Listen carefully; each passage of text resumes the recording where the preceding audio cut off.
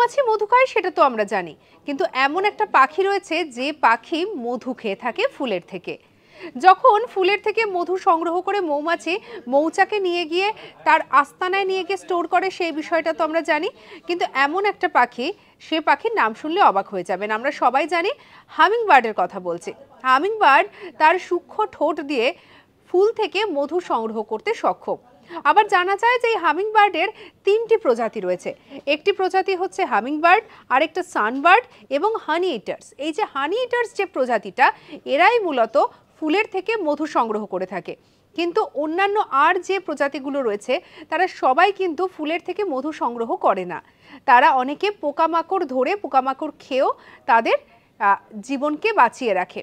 কিন্তু তার মধ্যে একটি যে এই যে বিশেষ প্রজাতি, এদের মূল কাজ হচ্ছে তারা ফুলের থেকে মধু সংগ্রহ করে এবং সেই মধু তারা পান করে। আর এটাই হচ্ছে একমাত্র পাখি যে ফুলের থেকে মধু সংগ্রহ করতে সক্ষম।